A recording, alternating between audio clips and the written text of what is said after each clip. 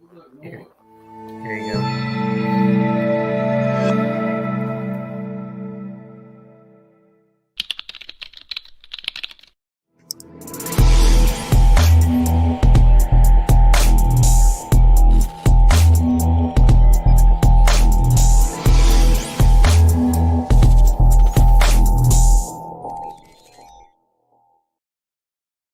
This Coast to Coast Entertainment Network program is brought to you by Beside Me Bracelets. Our bracelets are handmade for any occasion. Use the promo code Coast to Coast for 15% off.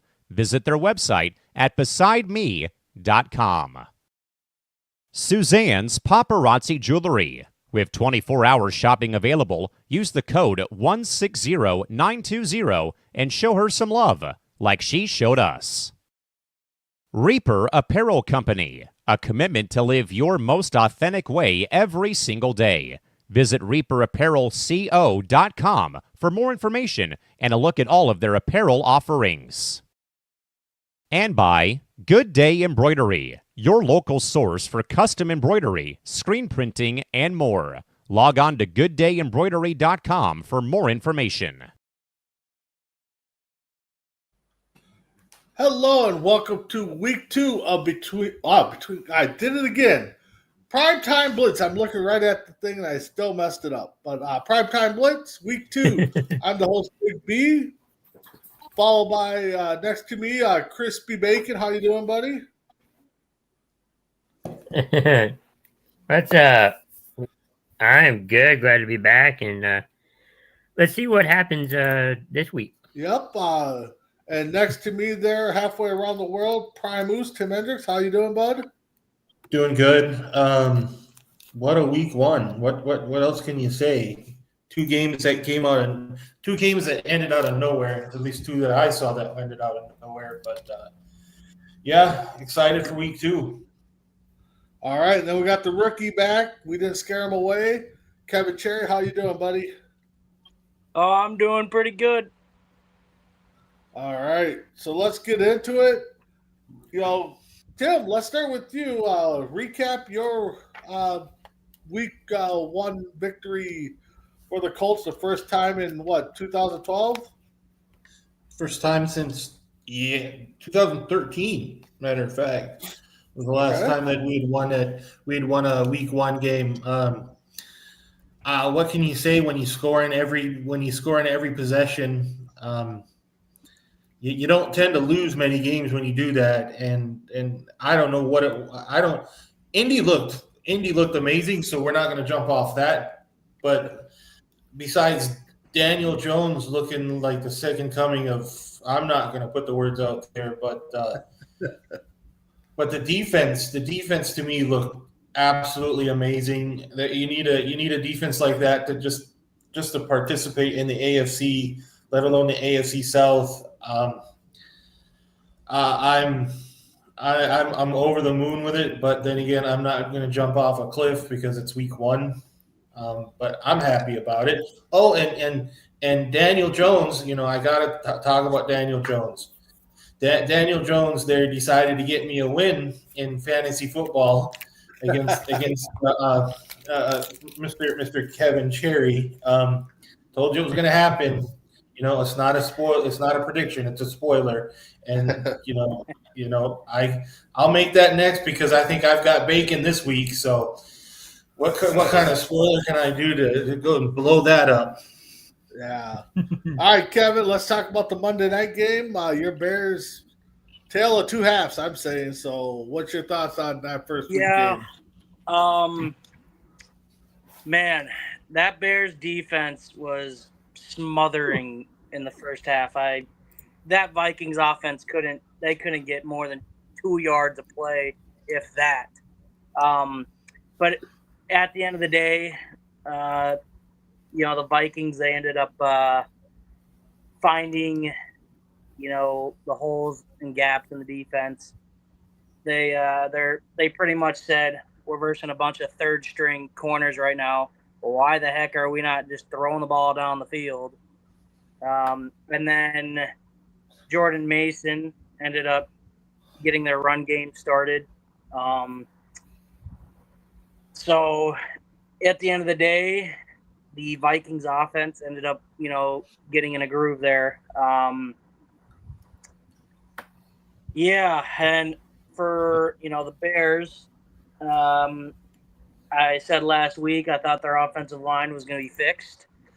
Yeah, no, that's not the case. I counted the first half. He evaded 12 sacks in the first half, 10 in the first quarter.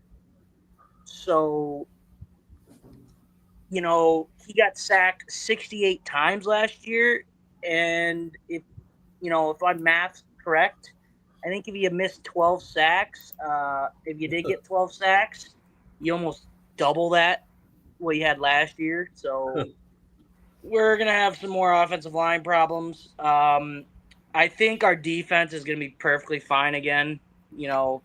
They held their own the entire game. They did what they could with all their weapons being injured. As for fantasy football,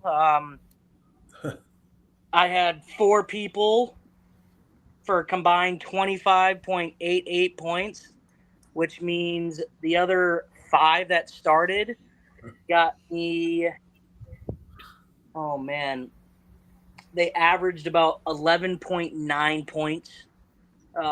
So if you do the math there, yeah, we didn't even hit 90. We thought we had a problem this week, but my quarterback's going to be out, so we're hitting another problem. All right.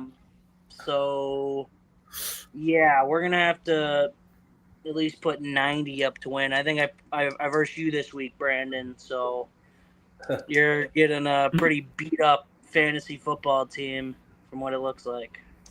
Yeah. All right, so I'll go next because we'll leave Chris's team because I'll tie into our next topic. But yeah, Vikings they looked terrible first half. I mean, they couldn't tackle. Like Kevin said, they had like 10, 12 potential sacks and couldn't get it done. Second half, they came out and actually Chris texted me around the time JJ threw that pick 6 and asked me if the Vikings would come back to win. And I said, I don't think so. And then, of course, they go and JJ a touchdown, and then they came back and JJ got another touchdown, and I'm like, oh, this is gonna be good, and they finally stepped up, and and then they got that third touchdown to kind of seal it a little bit with JJ running it in. So I'm impressed the way that McCarthy kind of handled himself, didn't let that interception back him down, came out and took control of the game. Some people think he's got an ego now, and dude's hyped. I mean, first start in Chicago, a team that he rooted for, a place that he visited probably who knows how many times, and to get that win. I mean, he's hyped. I don't think it's an ego trip, but at halftime I didn't think the team had a chance, but I'm glad they turned it around and got that big W. So let's move on, Chris. You versus the Cowboys versus the Eagles. What's your thoughts on it? And then we'll get into little Spitgate there. Yeah.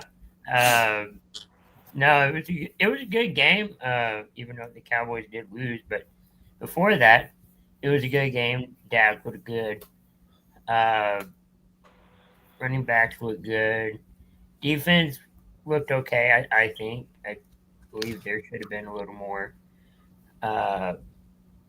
emphasis on getting hurt, but overall they did okay. Then you had that rainstorm that hour and a half an hour, I can't remember, and then everything just kind of switched the other side. Eagles had more momentum. We kind of lost ours, and that's all. I guess that's all she wrote. Okay. All right. So before we get to Spitgate there, J-Mac has a couple questions. Watch the game between and being a Packers fan, unfortunately, the Bears, they did nothing to improve their offensive line. Yeah. I mean, there's probably a lot of teams that thought they improved a lot but didn't. And then what's your thoughts on the Seattle Niner game? Looked like nobody wanted to win. What's your guys' thoughts on that one? I guess we don't look good on the bottom there. But so, what's your guys' thoughts, Tim? Yeah, it just seemed like it was a game of fruition where nobody just wanted to do anything, and it's like I wish I'd seen that game a little more. You know, you got a team that's still has all those weapons in San Francisco, and then you know you think they could have done something, and then you're looking at Seattle with a new quarterback there in Sam Darnold, and it just didn't seem. I don't know. It just didn't seem like. Yeah, I guess Jason says it best. It didn't seem like anybody wanted to win, but nobody wanted to lose. But it's strange. It's week one. I don't know. The feeling out process is still there, still. So Yeah, Chris or Kevin, what's your thoughts on that game, Seattle versus Niners? I didn't get to watch most of that game. As to what I can only watch certain games here. But if I do stand corrected, I was watching the play-by-play. I think Seattle had a chance to win the game there at the end of the game. I think. But, I mean, the 49ers are missing a lot of pieces, missing a lot of their, bigger weapons at receiver and everything. And, I always thought their defense was, overhyped. But, I mean, Sam Darnold's also, I was telling people this last year when he was playing with the Vikings. I said, he can't win the big games. He can't win the games that are going to matter. And I think if he wanted to have a good reputation there, I think he should have, they should have came out with the win there. But yeah, like you guys said, it seemed like a pretty, nobody wanted to win kind of game. Yeah. Chris, what's your thoughts on that game and J-Mac's comment there? Yeah, and to your point, Kevin, that I kind of feel that way about Dak, that he can't win the big games. Doesn't mean he's a bad quarterback, but that's kind of how I feel. I didn't see too much of the game either, but if it was in the last few weeks of the season, you're trying to, move draft picks or whatever, I could see that, but this is too early on in the season, way too early. Unless they're thinking like our team is not really good, we need to, think about the draft already, which I think is kind of crazy to do, but I think it's way too early to think that way. Yeah, I don't think neither team's waiting on the draft. I mean, you pretty much had all some of the game plan for this game, just week one because you know who you're facing week one. But J-Mac also puts out there 5 turnovers, 4 missed field goals. Yeah, it's one of those games neither team wanted to win, but neither team took control of it. Neither team really wanted to lose. But also too that, and I can't remember if Seattle or San Francisco did it, but a lot of teams don't play their starters, so maybe they just felt tired. It's not necessarily they didn't want to win; they just felt tired. Yep, and that's the thing across the NFL. A lot of people are saying that a lot of teams, the starters just didn't look like they're in sync yet because they didn't play that much preseason. So, but Chris, back to your game on Thursday night. Little spitting match going on between Dak and I don't know the other guy, but what's your thoughts on it? It's a crazy incident. Dak, does that all the time, and I think for the Eagles player, he just got provoked in a way where he thought he was being, teased or whatever, and he got ejected. And I heard something about the NFL. There's also a college incident in college football of that same matter, and I think the NFL is looking at that ruling and then kind of following suit, if I remember right. Okay. All right, Tim? it's sometimes your emotions get the best of you. There are a lot of people who get upset when you spit in their general direction. Um, Sometimes people need to check that. I don't think you should spit on somebody. That's probably one of the worst things you could do without physically harming somebody. Um, it's ridiculous. Jalen's come out and apologized and said he should do better. I get it; it's the heat of the moment, but sometimes you just kind of have to keep it together. If he's done it once, he's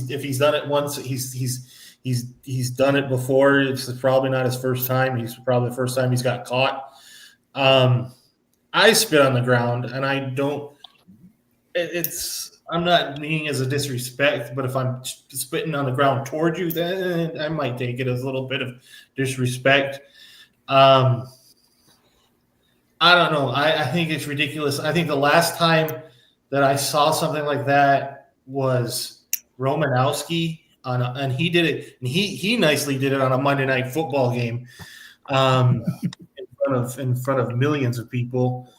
I think you need to keep it a little bit in check. I understand you're getting paid millions of dollars, but also remember it's still just a game that we used to play as kids. It's a little over the top sometimes when you think you're being disrespected to that level.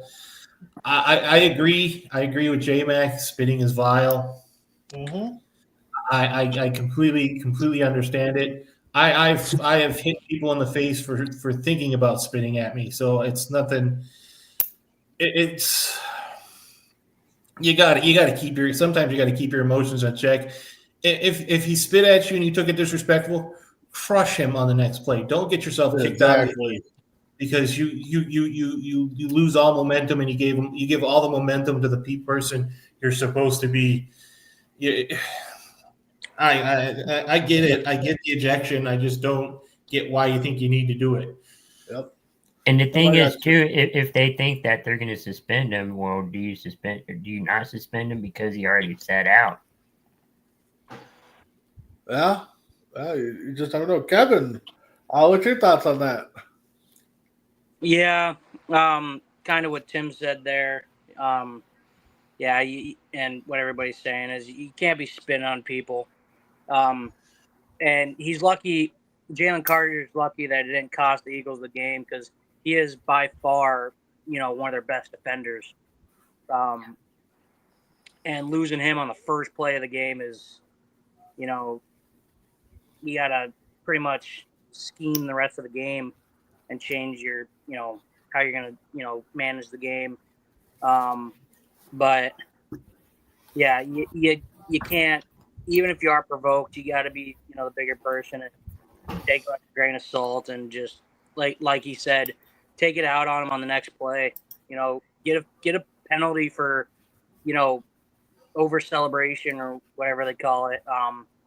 Just do that instead of risking your team to one, lose the game, and two, you're getting suspended.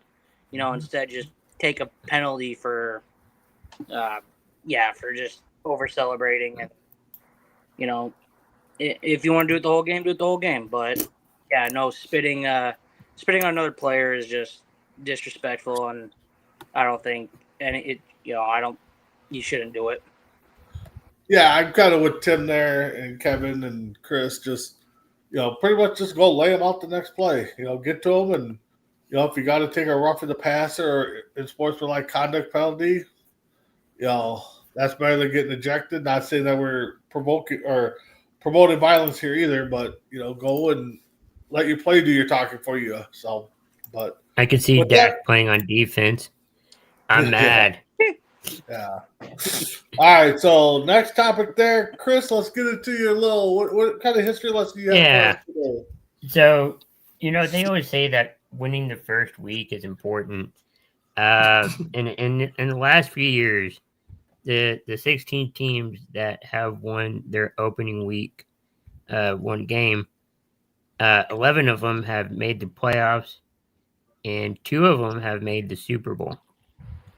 That'd be the Alright. Chiefs and the Rams making the Super Alright. Bowl. That's cool. So winning the first week doesn't guarantee that road to the playoffs. So No, but it All right. helps. all right, Kevin, you're up. What's our tough question this week? Oh, Tim's going to love this question. He's going to love it. Have we seen the end of Anthony Richardson on the Colts? Oh. Ooh. We'll leave Tim for that one because I know I kind of think I know where he's going with that. Chris, what's your thoughts on that? If Daniel Jones, I guess, plays well or good enough to the Colts standards, maybe.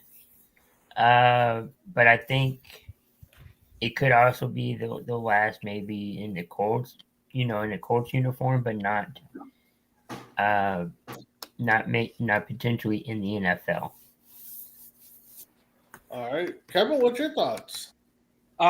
Yeah, same thing as Chris there. I mean, if Daniel Jones is just going to perform like that every week, I guess you could try to trade him or see if he can be successful somewhere else when it comes his time for off season and everything. But I mean, he's also very injury prone.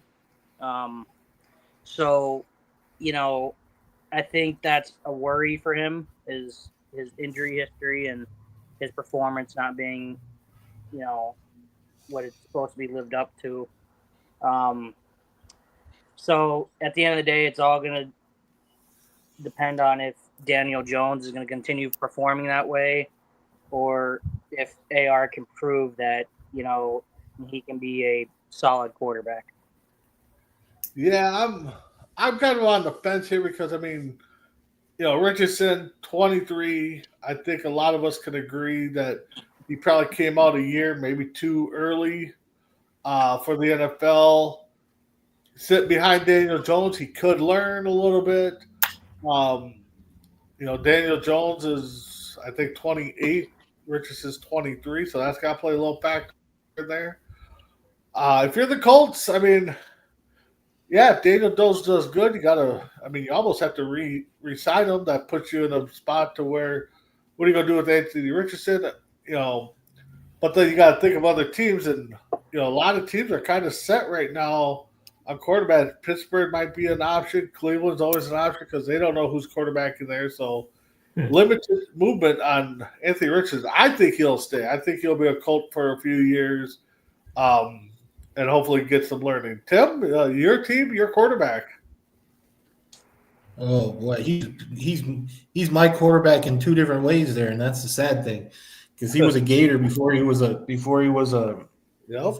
Colt.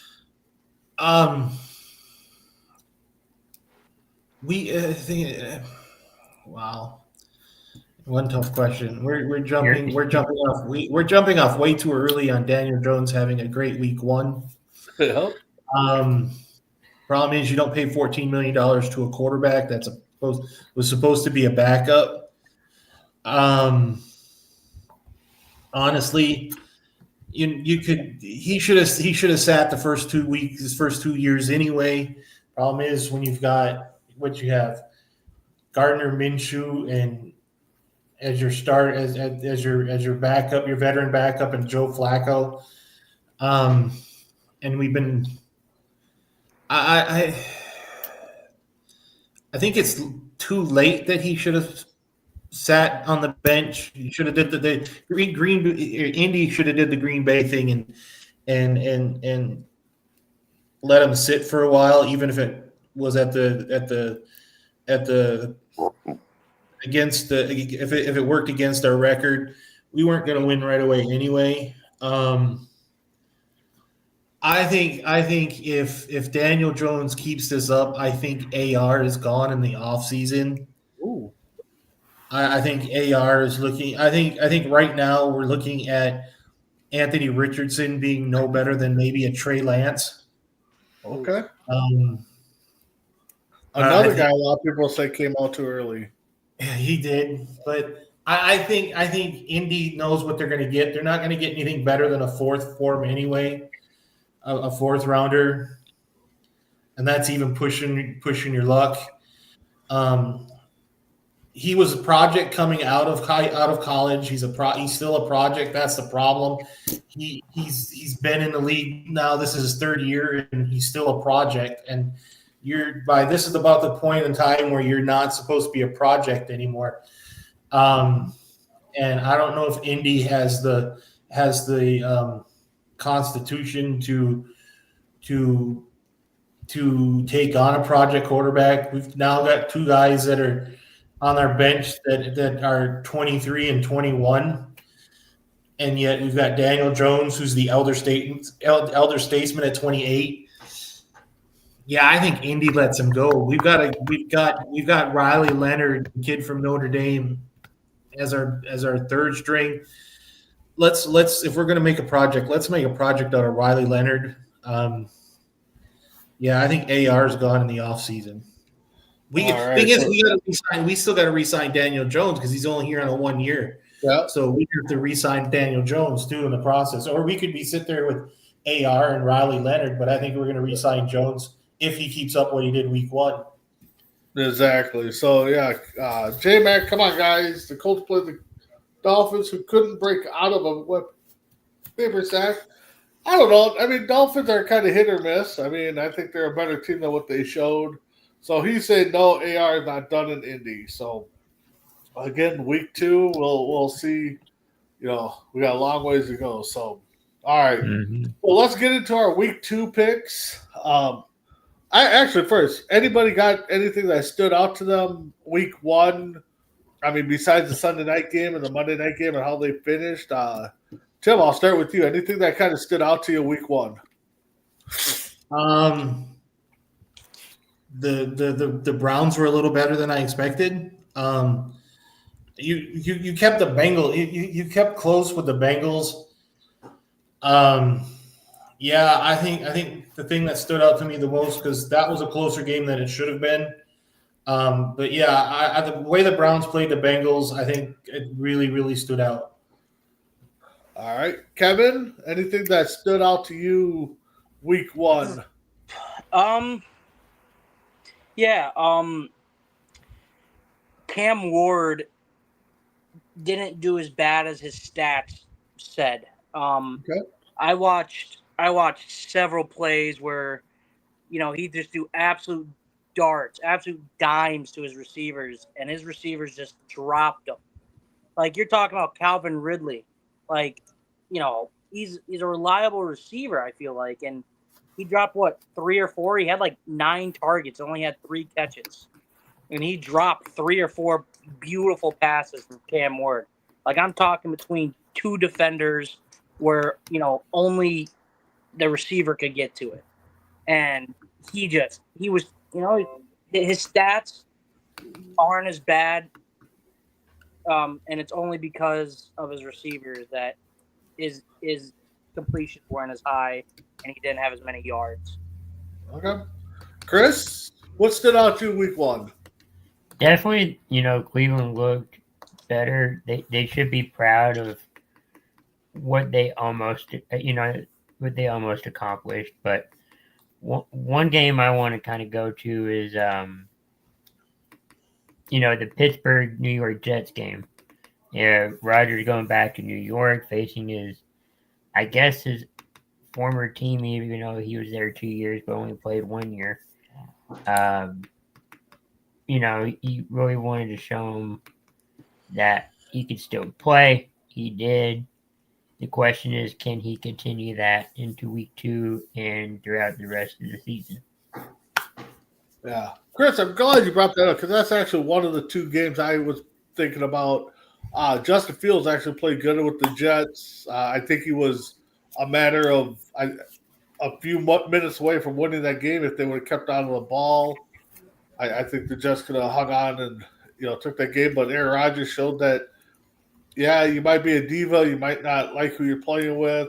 That's why the Jets let you go. You know, but he goes to Pittsburgh, does his thing. And I want to give props. You know, you might think about this as a homer pick, but after J.J. McCarthy threw that pick 6, I thought it was over. But he posed himself, and Didn't let it bother him. It didn't look like, and he brought that team back. So props to him. J Mac is Drake May not as good as we thought. Eh, Sophomore slump maybe. but isn't this his third year though? No, he was a rookie last year. Yeah, Right? he was a Rookie last year. Yeah. Yep. Okay. Sophomore slump. And again, week one, you got all summer to plan for these games, so you're watching as much video as you can. So I guess we'll see what week 2, 3, 4, the rest of the year brings. Tim, what do you think? Trey Mack not as good, or? I think he'd be fine. You're looking at a new coach. I know the coach was in Tennessee. It's not his first rodeo, but you also got to remember these are two new head coaches. They're still trying to figure out the system, even though they're pros and But Pete Carroll's the first coach in NFL history to win his opening game for 4 different teams. His debut game for his team it's Is that including college? I think we're too hyped up too early that Drake May wasn't as good. Think about it, it was only still a 1-score game. Yeah. I think I think Drake will be fine. It's just one game. Kevin, your thoughts? Yeah, I agree with Tim there. It's week 1. I understand he had all train off season and all that to get ready for game 1 and stuff. But at the end of the day, it's only week 1. He's got 16 more weeks to put it into gear. I mean, yeah, he's gonna be good. And like I said, and like everybody else said last week, that we're high on Drake May. He's gonna be good. But yeah, and another thing I wanted to point out for something that surprised me in week 1 was the return of Travis Etienne, putting up great numbers again. I was telling everybody all year, my buddies and everybody, that I think Etienne's gonna have a breakout year, and yeah, I mean, yes, it's the Panthers, but again, it's just good to see him put up those kind of numbers again. And literally, right after they do that, they trade away their backup running back to the Eagles. So yeah. All right. So week 1 in the books. So how we did in our picks is Tim was at 500, 8-8. He missed out on his lock. Myself, Chris, and Kevin all were at 12-4. Me and Kevin were the only 2 to win on our locks. So, and if everybody's keeping track, ESPN was 14-1, and their lock I think would have been Tennessee or Denver because that was the biggest point spread. So, with that being said, Chris, Thursday night game, the Commanders versus Green Bay. Green Bay favored by 3.5. Green Bay favored by 3.5. I got Green Bay in this one. If I was going to bet on that game, we'll go over on that one. Over 3.5. All right, Tim. So this is going to be interesting because it's 3.5. And if anybody's is a betting guy, you get 3 points just for being at home. This is going to be a close game. I think this is going to be a good game. You're going to see Jaden Daniels come into Green Bay for the first time. It's going to be interesting. But I think Micah Parsons' pitch count is going to be higher than it was against the Lions. I've got Green Bay. I think they're starting to reestablish their home field advantage again, where Green Bay is starting to become the frozen tundra. I think it's going to be a great game. But yeah, I got Green Bay in this game. All right, Kevin. I know you probably hate this game, but yeah. As much as I hate the Packers, I have to take the Packers, and I'm gonna take the over as well. I mean, just watching that defense last week was, I mean, they killed the Lions. They killed them. Like Yeah, I'm thinking. Lions are nothing like they were last year, and it shows. So yeah, I think the Packers are going to come out here, and I got them over 3.5. Okay. Yeah, I got Green Bay too, mainly because of the short week. You know, you got to travel. I think Washington is still a good team. It's going to be a close one, like Tim said. I wouldn't be surprised if it's an upset, a close win for the Commanders. But Tim also pointed out Green Bay is becoming that team again where no matter when you go to Lambeau Field, you don't know if you're going to come out healthy or a W because they got that getting that mystique back. So, all right, let's go next game. The Rams versus the Titans. The Rams are favored by 5.5. Tim, what's your thoughts? Yeah, I think this is going to be another test for Cam Ward. I like. God, I'm going back and forth on this game. I don't think Cam Ward's going to get his first win this week. I've got the Rams. All right, Kevin. I got the Rams as well. I think, similar to last week against the Texans, I think the Rams are just going to bring the pressure. All right, Chris. I got the Rams winning this one 27-21 in the Music City Miracle Part 2, maybe? Just kidding. Yeah, I got the Rams too. I think, what you learned in the first week with these young quarterbacks is pressure them. They're going to make mistakes. I think that's what the Rams are going to do. Not saying the Rams defense is that top notch, but if I'm a defensive coordinator going against a young quarterback, I'm pressuring as much as I can. So, Daymax got the Rams. All right. And he picked the Packers, of course. So, and then we'll get to his comment about the Niners game shortly. We got the Jags versus the Bengals. Bengals are favored by 3.5. Kevin, what's your thoughts on this game? I have the Bengals winning, and I have them over 3.5. I think Joe Burrow will hopefully perform a lot better than he did, especially fantasy-wise, hopefully, because that hurt. So, all right, Chris? I got Cincinnati winning this game. All right. Tim? Yeah, I might as well make it 3 for 3 at this point. I've got the Bengals. If Jacksonville's going to win, they need to get Trevor Lawrence really back into it. But the thing is, you got like Kevin said, ETN's come back to where he is. It's going to be a closer game than the point spread says. I think this might be the game of the week, but might be. But I've got the Bengals in this game. Yeah, I'm going 4 for 4. And for anybody watching, last week we went 4 for 4 when we all picked the same team. So Cool. I got the Bengals. I think it's going to be a close one. Again, another game that's going to be close. Jags could sneak it out with a good running attack. So J-Max also picking the Jags. Or he's going Jags in that one. So the next game, we got the Browns versus the Ravens. Ravens are 11.5-point favorite in this game. I'm going the Ravens. They're going to be definitely out for some revenge after last week's debacle. So I wouldn't be surprised if this game is a bigger blowout than the 11. So, Chris, what's your thoughts? Yeah, I'm kind of agreeing with you, but when I was thinking about this game, it's like, well, are they going to keep a lead? Hopefully they don't fumble their lead, but I got Baltimore in this one. Tim? Yeah, it's Baltimore got their feelings hurt last week, and now you've got a team. Now you got a team like Cleveland, the former home of the Ravens, coming in.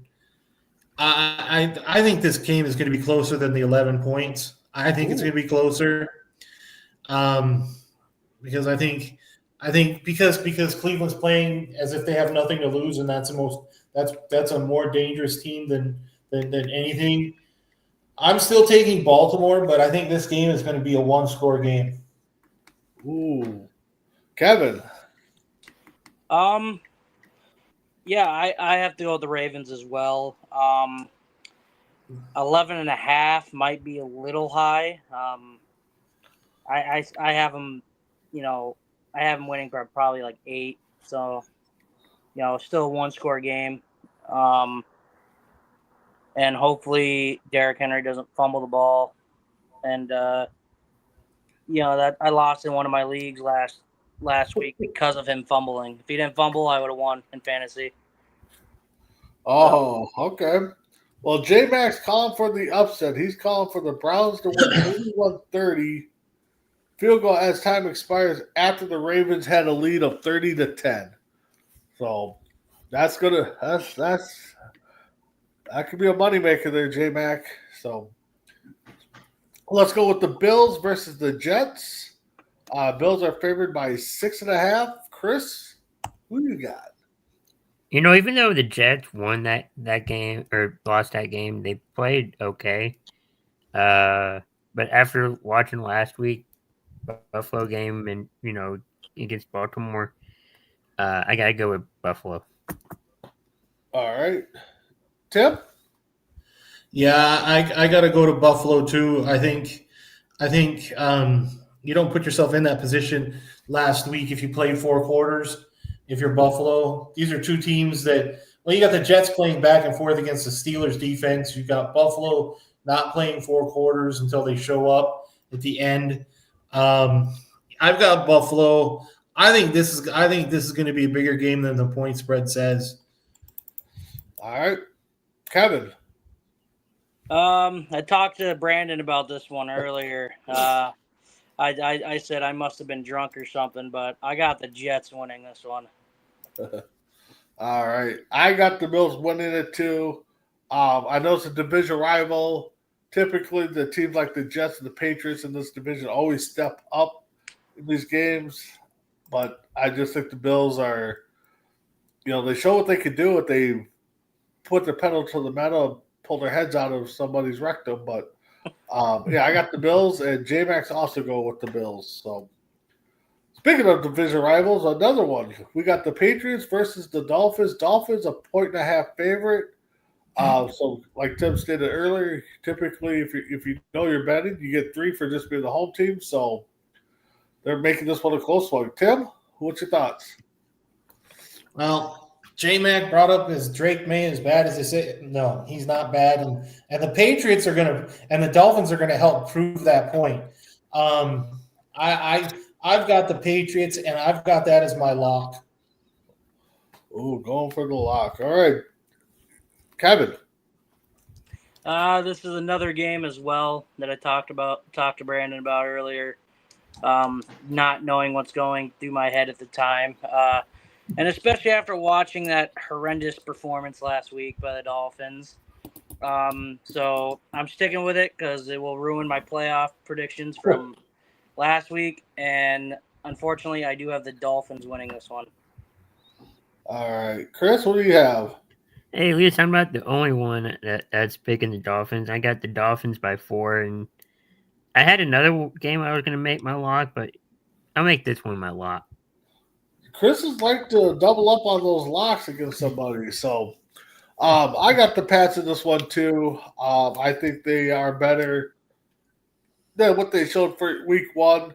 Dolphins, I think, are still kind of unknown what they want to do, especially with their quarterback. But I'll take the Patriots. And J-Max also going with the Patriots. So this is going to be the big one, I think. We just found out that Purdy is out. I think Kittle's also out. So we got the 49ers, a 2.5-point favorite over the Saints. I think, Kevin, if I'm wrong, Mac Jones is the backup? Yeah. All right, Kevin. So what's your thoughts on this game? This was a game that I was deciding if I was going to make it my lock or not. But with Purdy and Kittle and all those other weapons being out, and with how the Saints played last week, I honestly don't think it's a safe one, but I do have the 49ers winning, but it will not be my lock. All right. Chris, who do you have? It's not my lock, but it was last week. Hopefully they can have a do-over, and I'll pick the Saints, I guess. All right, Tim. Who's? I got just got one question. I got one Yeah. question. Who's the Saints quarterback? Rattler, I think it was. All right, 49ers. Mac Jones, right? I am going with the Saints in this one, pretty much because Purdy's out and they're battling some injuries, and the Saints are at home. J-Mac's picking a close game, 13-10, and he's got the Saints. So, Who did Brandon? Who did you and Tim pick? I picked the Saints, and Tim picked the Niners. All right. So we split it 50-50. So, all right, we got a division wrap, a big division game here. We got the New York Giants facing the Cowboys. Cowboys are 5.5-point favorites. I'm taking the Cowboys. I don't think I don't think they're going to lose 2 in a row here, especially within the division. So, Chris, your team, what's up? Yeah, definitely another division game, second division game in 2025. These division games are important, and I think the Cowboys are going to get their first one this year. So I'm picking the Cowboys by 17. Okay, Tim. They always used to say, you always play a team that cures the ills that got you there, that you got. And it's so nice that the Cowboys decide to get the Giants on their schedule. I'm with Bacon on this. I think this game is going to be. I think the Cowboys are going to make this look like it's a JV squad. All right, Kevin. I have the Cowboys, and that will be my lock for week 2. All right, going with the lock with the Cowboys. All right, we got the Mighty Bears. Who did you take, B? Roar of the Lions. Who did you by 6.5? Big B. Who did you take? Did you take the Oh, Cowboys? sorry. Or did you take... I said I did with Cowboys. Oh, okay. Yeah. So we got the Bears versus the Lions. Lions by 6.5. Chris, who do you have? Ooh, that one's kind of back and forth, but I got Detroit. All right, Tim. Yeah, I've got Detroit, and especially after Kevin's was nice enough to tell us the stats from the first half of that Bears Vikings game about pressures. You got Detroit that's is professional at it. They're almost expert at it. I've got the Lions, and I'm going to pray for Caleb when the game comes. Yeah, Kevin. Oh man, after watching that offensive line, it's hard. I mean, we always have hope like we do every year. But you said the Lions are a 6.5 favorite. Yep. Yeah, I have the Lions, but I have it by a field goal. Nice. J-Max last couple comments. He said that he thinks the Giants are worse with Wilson than Jones. Cowboys will win. And then he also is picking the Lions in a close one. I also have the Lions in this one. I think Tim nailed it, that we're just going to see more pressure on Caleb, and hopefully the Lions could tackle him this time because the Vikings couldn't. So next game we got Seattle versus Pittsburgh Steelers. Pittsburgh by 2.5. Tim, your thoughts on this game? Yeah, I'm still not. This is one of those games I'm not sold on the quarterbacks. Yep. That's the thing is you got Darnold. Darnold didn't have the world's greatest game against San Francisco, and then all of a sudden, it looked like Aaron Rodgers took super soldier serum for freaking the Jets. But then again, he might be overhyped because he wanted to stick it to the Jets. I still got the Steelers, but I'm taking the Steelers just because of their defense, not because of their offense. All right, Kevin. You know what? I'll make it a even 1-1. I'm gonna take the Seahawks. All right, Chris. Which game? Steelers Saints. Or I'm sorry, Steelers, Seattle. I got Pittsburgh winning that one by a field goal. All right. I got Pittsburgh. I got this as my lock. Yeah, I'm not sold on the quarterbacks, but Darnold doesn't have the weapons. I think we got better weapons over in Pittsburgh. I'm with Tim though. I think if Pittsburgh wins, it's going to be on the defense side of things. So, and J-Max also going with the Pittsburgh Steelers. So, we got Denver on the road, 1.5 point favorites over those Indianapolis Colts. Kevin, who do you have in this game? I mean, watching the Broncos last week, it makes me want to second guess myself here. I mean, I'm not too sold on the Broncos after the way they played, but I'm going to stick with my gut, and I'm going to take the Broncos. All right, Chris? The Manning Bowl. Manning played for the Colts and the Broncos. I'm going to go Denver. All right, Tim. So, well, why is it not the Elway Bowl? Because technically, he was drafted by the Colts and traded to the Baltimore Broncos. Colts. It still makes me want to throw up, but that's the reason why I hate John Elway. It's just this. Yeah, I'm not sold on week one of Daniel Jones, especially against Denver's defense. I like Bo Nix. Problem is with Indy's defense, the big problem with Indy's defense right now is their rush game, their rush defense. Yeah, I know it was a fluke because they played the Dolphins last week, but I'm pretty suspect on that defense.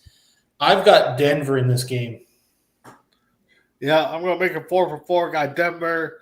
Yeah, if it wasn't for that defense, I might have just thought if it was the same point spread, I might have went the Colts, but that Denver defense is just too much right now. So, and then J-Max also got the Colts with Danny Dimes returning to form. So, we will see where that goes. So, next game, we got the Carolina Panthers versus the Cardinals. Cardinals are favored by 6.5. Kevin, what's your thoughts on this game?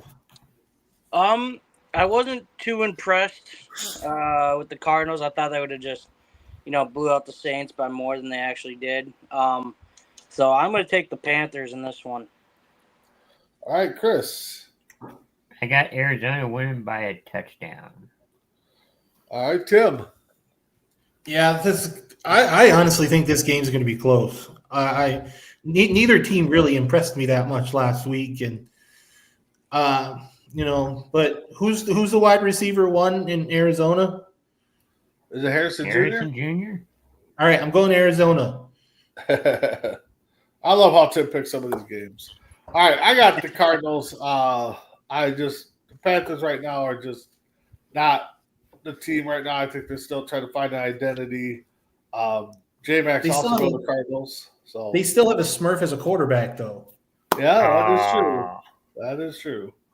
Rematch of the Super Bowl. We got the Philadelphia Eagles, 1.5 point favorites over Kansas City. I am taking Kansas City in this game because I don't think we're going to see them lose 2 games. They lost. They lost in Brazil. Yeah, I don't think they're going to lose 2 in a row. Chris, what's your thoughts? Yeah, I don't think they're going to lose 2 in a row. That first game in Brazil against the Chargers. It was close, but it was, I don't know. But I got the Chiefs. Tim? Yeah. So you don't think that the Chiefs are going to lose 2 in a row? Well, good thing I'm not you guys. I've got the Eagles in this game. I think the Super Bowl is put out the playbook on how you beat the Kansas City Chiefs. The Los Angeles Chargers watched that Super Bowl, much like 80 billion people in the entire universe did. Eagles get to play it again. I think it's not even going to be. I think it's going to be about as bad as the Super Bowl was. Ooh, Kevin. I think this is, to be honest, I think this is gonna be a toss-up game, and it's all gonna come down to is it gonna be first half Mahomes from the Chargers game or second half Mahomes from the Chargers game. So it's all gonna come down to is he gonna play like crap like he did in the first half, or is he gonna play like the Mahomes that we know. And I got the Chiefs winning. All right. J-Mac, I think, is making this his game of the week because he's got the Chiefs winning 44-41. I don't know if that math is that accurate with 44 points, but I mean, there must be some field goals and safety there, but he's got the Chiefs. So, and then we go to the Hey, Sunday if the night Baltimore game. if the Bills can score 41 and the Ravens score 40, I mean, Yeah. We got Atlanta versus the Vikings. Vikings, I forgot to write it down. I think they're only a 1.5 favorite in this game. Tim, what's your thoughts on this game? Double checking your math there, bud, because I got 4.5 for some reason. 4.5. Okay, you could be right. I forgot to write it down. So, but this is the Cousins Bowl. This is the Kirk Cousins Bowl. Even though Kirk Cousins is never going to see the field in this game, I say that. And then all of a sudden, but yeah, I got the Vikings. The only problem is Atlanta still has Bijan Robinson, who looked like an absolute stud last week. But yeah, I got the Vikings this week. All right, Kevin. As bad as I want to see the Vikings lose because of what they did last week, unfortunately, I have them winning against the Falcons. All right, Chris. I got faith in the Minnesota Vikings. All right. Well, I got the Vikings too. I just hope they don't play like they did in the first half and a quarter, or half of the third quarter. Because if they do that, they're going to lose. Atlanta's, a little bit better on defense, but again, if they put the pressure on, Atlanta's got some playmakers too. So if the Vikings are missing tackles like they did, this game is going to be ugly. But I got the Vikings. JJ coming home, playing his first home game. I think he's going to be hyped. So hopefully not too hyped, but we'll see what happens. The first Monday night game, we got Tampa Bay versus the Texans. Texans are 2.5-point favorites. Kevin, who do you have? This is the game that, I struggled on because, the Texans, they're not terrible, and neither are the Bucks, so I think it's going to be a toss-up, but I'm taking the Texans. All right, Chris? I got Tampa Bay. All right, Tim?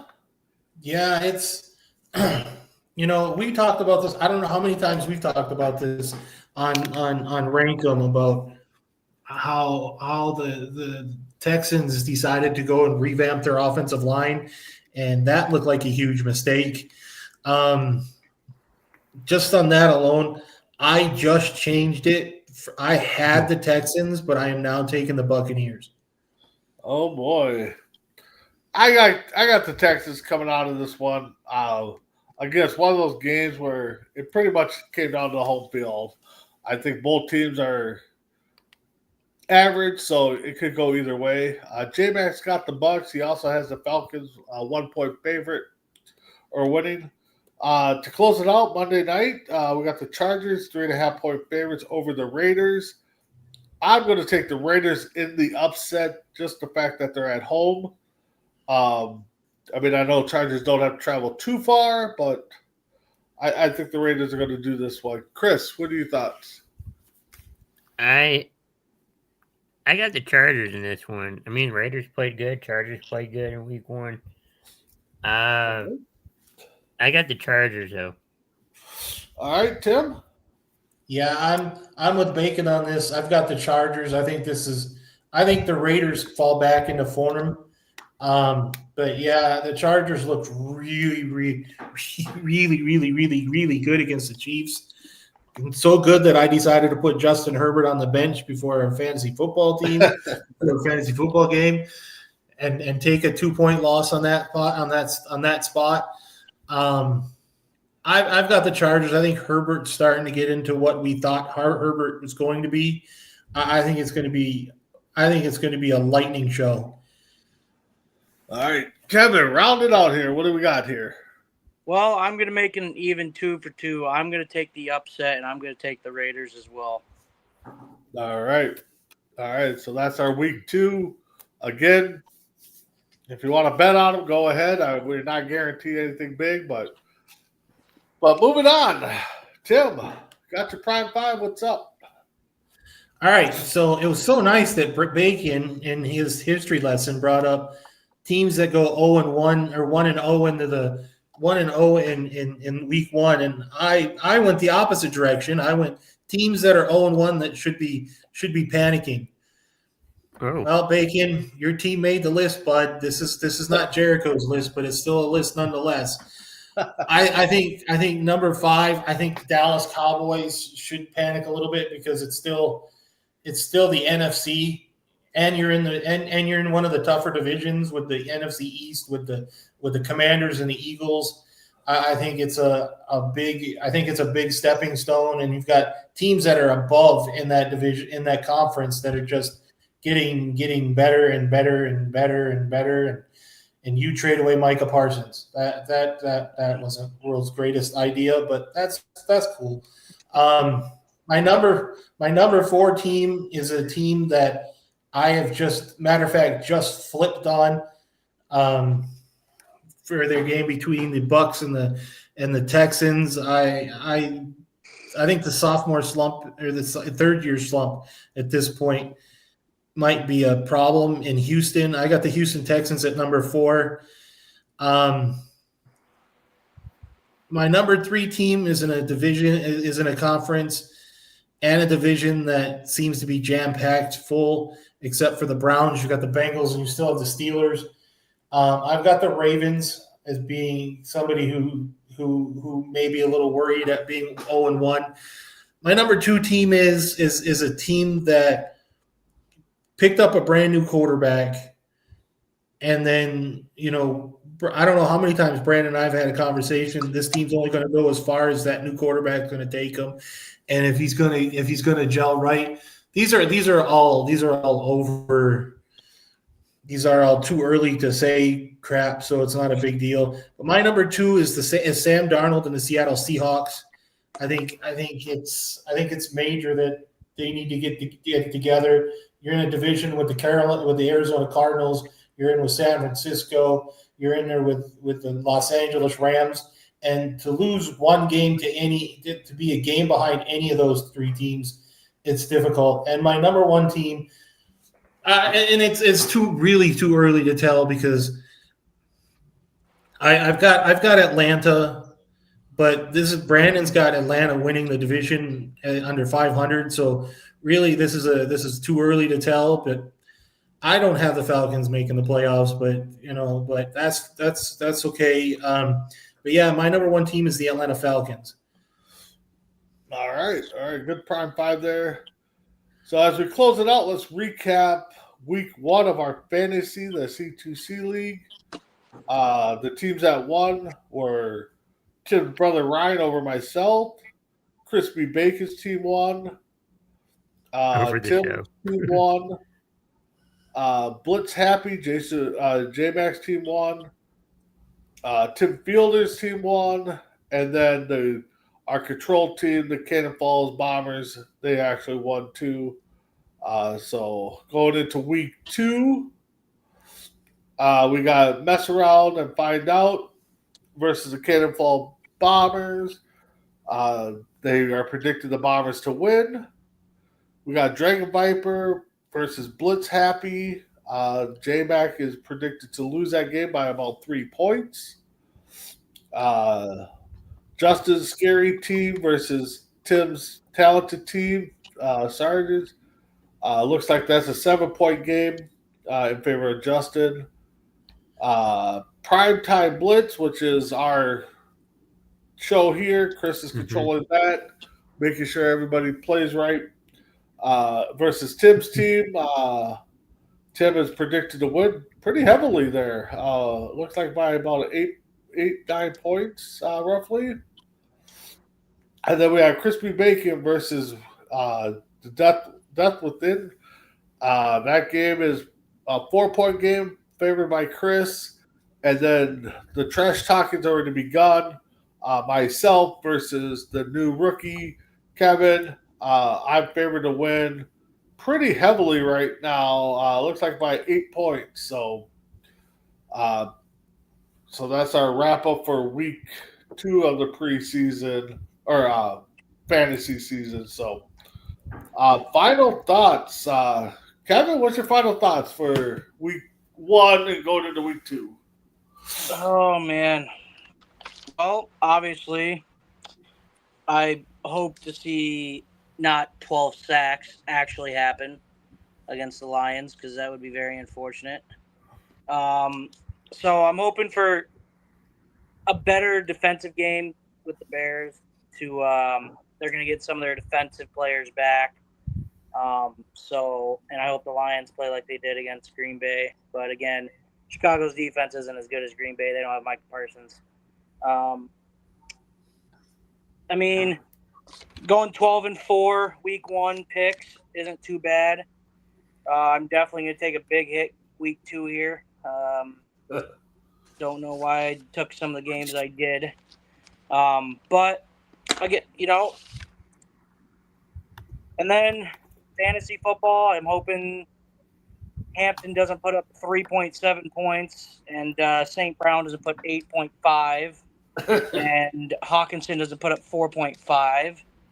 And, I mean, I should have expected out of Devontae Adams, but he scored more points than the 3 names I just said. So I'm hoping for more than 85 points in fantasy football this week. So other than that, it was a solid week 1 of football. Glad it's back. Can't wait for week 2. All right, Chris, your final thoughts on week 1 and going into week 2.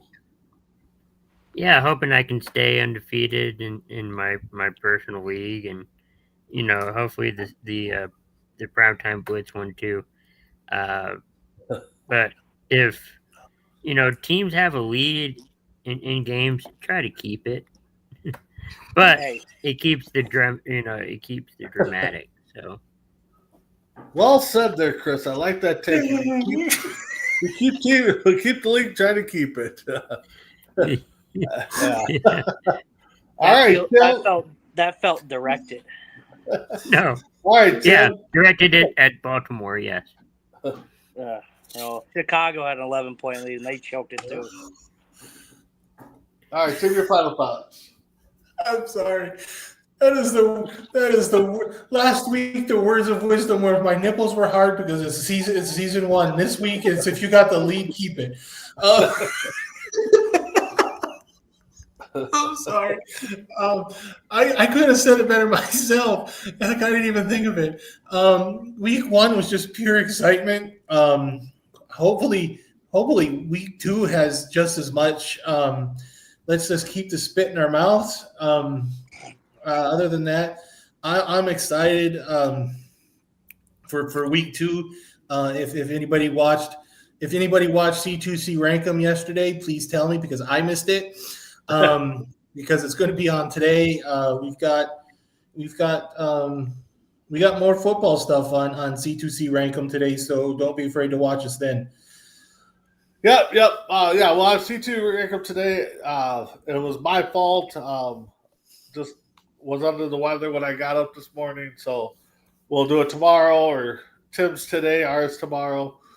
Week 1 was a blast. Week 2 hopefully keeps the momentum going and we get close nail biters like we did. We get teams that come back from, down, double digits to win games unless you're listening to Chris and just want to keep that lead.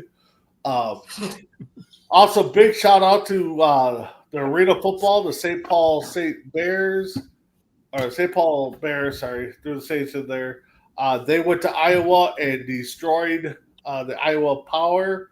That game could have been a lot worse than what it was in the final score, but watching that game on the live stream that they had at least 4 or 5 touchdowns called back. So the Bears looking off to be a pretty good arena team. So good luck this weekend against Wisconsin for week 2. With that being said, we'll see y'all next week here on Primetime Blitz. Have a good one.